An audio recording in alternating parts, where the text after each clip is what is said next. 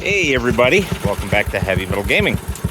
My mother's 111 here is just about ready to go up to her, which is a good thing because it goes up tomorrow. It has good oil change in it now. I did run it for a couple of hours with the cheapo oil to clean out any sludge or anything. But as you can hear, she's stumbling again at idle. I had the carb all dialed in, but she doesn't want to stay dialed in. Very frustrating because on this carb you actually have to take the air cleaner box off to access. Up here is the idle adjustment screw. You have your curb idle screw right there, which controls the minimum RPM. So that controls the minimum RPM, but my minimum RPM is not too low. It was idling just fine a little bit ago. Now it's flaky again. But the idle mixture screw is under the air box. So you have to take this completely off to adjust it, which is a terrible design because you want to adjust it with it on if you can. And then the other mixture screw for high RPM is underneath the bowl there. Uh-oh. I made her unhappy. Talking bad about her, I made her unhappy.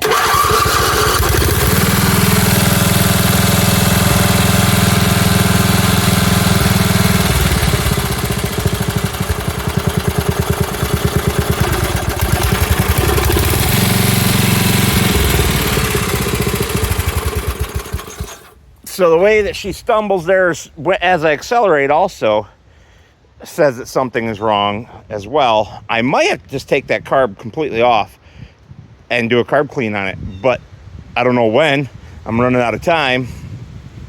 I'm going to try tuning it in one more time, and if she has issues with it, I'll go back. I mean, I go up to visit her frequently, and well, I shouldn't say frequently, but frequently enough anyway, that next time I go up there, I can take tools with me and just take the carb off, do a clean on it.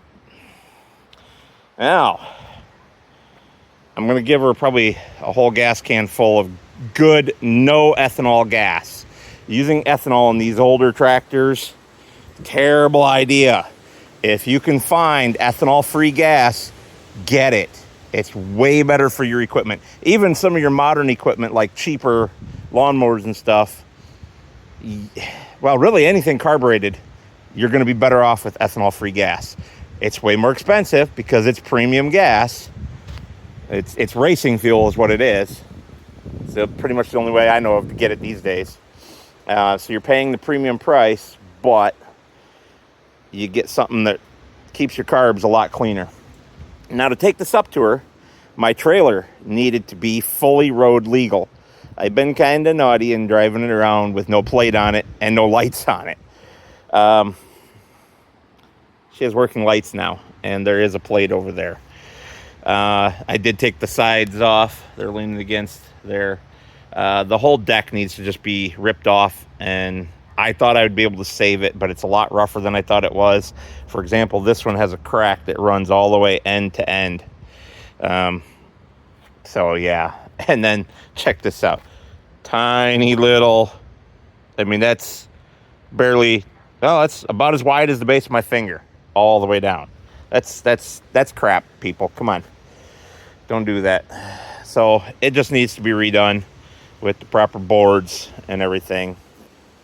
And that's unfortunate. Trailer wiring is just temporary, so I just used the wire nuts that come with the lighting kit, which I was not planning on doing, and I will not do for the final wiring. But since I'm tearing this whole trailer apart, don't want to forget that there. That's got to be put away.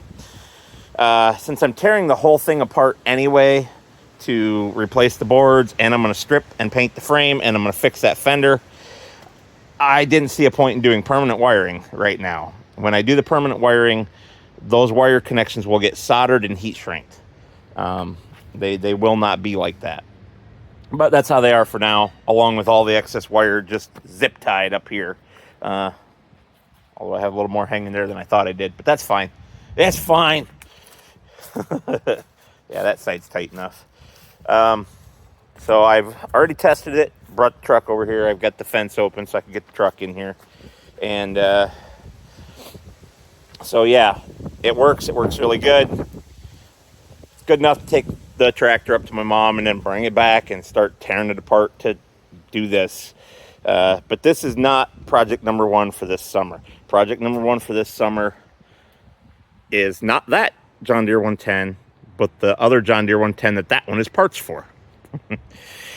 What else? I think there was something else, wasn't there? Yes, there was something else. This guy. It's got these four-wheeler tires on the back. And all the tires on this tractor were pretty much flat.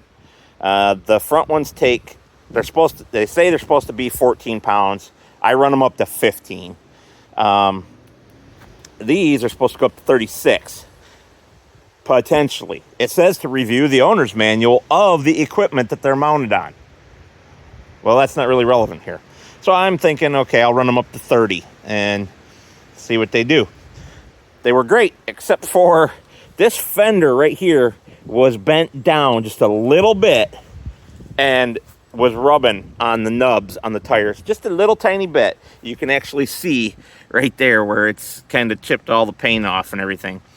So I got under there with a bar and gave it a little persuasion, and we fixed that issue. So she runs pretty good now. You can also see, maybe, depending on the light and the camera, see how that's got some, yeah, there you go. You can see it on that one. That's where it was rubbing, and we don't want that. So I gave it a little persuasion. There's one other issue with having these on there. The gear shift doesn't want to go into reverse all the time because it has to go down, and it hits some of the nubs on the tires sometimes and won't go in. See, it goes forward just fine. Sorry if I was out of shot there. I was fighting. But you really got to slam it sometimes to get it into reverse. Because you got to get it around the detent, but all the way in. So that's just something she'll have to be aware of. It's not hard once you get the hang of it, but downside to having those monstrous tires. I would take the tires off this thing and put them on there, but I have no idea what kind of shape they're in, and they go flat really quickly. I could put tire slime in there. I could dismount the tire from the rim and use a wire wheel and clean the rim up so that it gets a better seal against the bead, and then remount the tires, air them back up, and hope that fixes it. No. Those are holding air really good. That one leaks just a little bit. I think it's that one. One of these front tires leaks a little bit. It's not a big deal. It's annoying, but not a huge deal. I did notice we're missing the front emblem. But since we're not doing a restoration on this tractor right now, I don't care. If I ever get this tractor back from my mom, I will probably do a restoration on it. It's a really good candidate for one. It's overall in pretty good shape. But yeah, for now, it's going to go and be her workhorse. So our restoration is kind of pointless. So yeah, everything's ready to go for tomorrow other than that carburetor. It wants to fight me. And I don't know what idiot thought up that design, but they need kicked in the head. All right, that's all for now. I don't know if I'm going to film any when I deliver it or not. We'll find out. If I do, it'll be after this. If I don't, thank you all for watching. Hey everybody, Heavy Metal Gaming here. We are up north at my mother's place, and I've delivered her new old John Deere 111 tractor. It is Mother's Day, so it worked out perfect for this, but this is a little quick thing.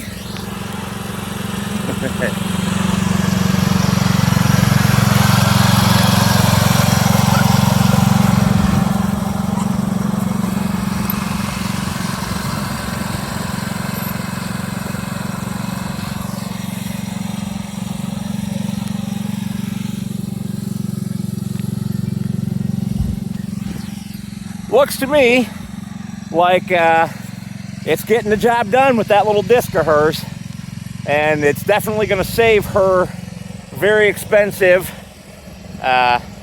brand new Husqvarna lawn tractor from being abused, doing all the hard work. So I personally, I want the tractor back. But for now, I'm going to sign off. I'd like to thank you all for watching. As always, I will see you on the next one.